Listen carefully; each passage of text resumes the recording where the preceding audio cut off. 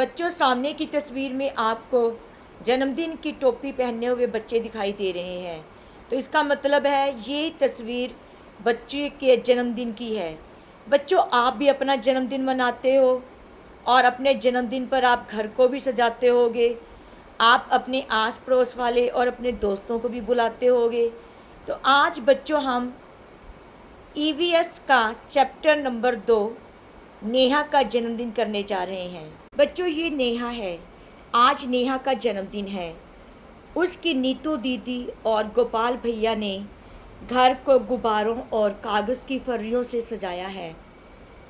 आज शाम को उसके दोस्त पिंकी, चीनू, मीनू, टिल्लू उसके घर आए और सब नेहा के लिए उपहार लाए।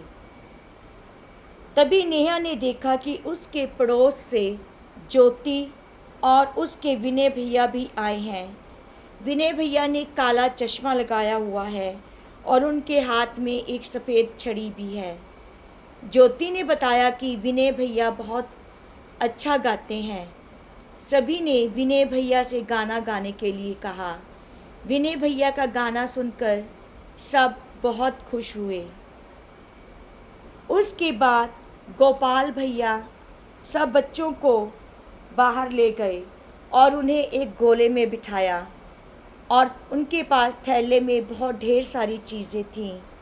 उन्होंने बच्चों को एक बच्चे की आंख पर पट्टी बांधकर थैले में पड़ी चीज़ों को छू कर पहचानने के लिए कहा और इतने में ही रसोई से बर्तन गिरने की आवाज़ आई और चीनू ने बताया कि यह आवाज़ बर्तन गिरने की आवाज़ है। और फिर इतने में फ़ोन की रिंगटोन की आवाज़ आई तो बच्चों ने बताया कि यह फ़ोन की रिंगटोन की आवाज़ है। गोपाल भैया ने पूछा कि रसोई में गिरने वाले बर्तन की आवाज़ कौन से बर्तन की आवाज़ थी। निधि और टिल्लू एक साथ बोले, यह गिलास गिरने की आवाज़ है।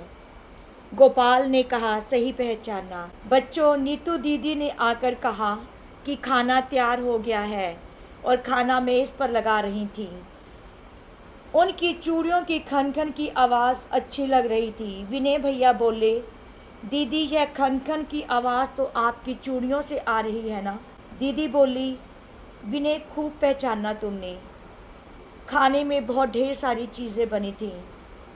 इतने में ज्योति बोली, दीदी आपने हलवा भी बनाया है ना। तो नीतू ने उससे पूछा कि तुम्हें कैसे पता चला कि हलवा बना है। उसने बताया कि उसने सूंघ कर पहचान लिया उसकी खुशबू से कि यह हलवे की खुशबू है। इतने में पिंकी बोली कि उसका कुत्ता मोगली भी चीज़ों को सूंघ कर पहचान लेता है। और इसके बाद सभी को नीतू दीदी ने उपहार दिए और सबको उन्होंने घुंघरू वाली गेंद दी। विनय भैया गेंद को लेकर बहुत खुश हुए और उन्होंने कहा कि वह गेंद की आवाज़ को सुनकर उसको लपक सकते हैं। सब ने मिलकर नेहा के जन्मदिन पर आए उपहार खोले। एक पैकेट को छूकर विनय भैया ने बताया कि इसमें कोई किताब जैसी चीज़ है। तो सब ने पूछा कि आपने कैसे पहचाना। उन्होंने बताया कि मैंने इसे छूकर पहचाना है। बच्चों, इस पाठ में आपने देखा कि नेहा के जन्मदिन पर क्या क्या हुआ और ख़ास बात इस पाठ में हमने देखी कि नेहा के जन्मदिन पर बच्चों ने कैसे कैसे चीज़ों को पहचाना।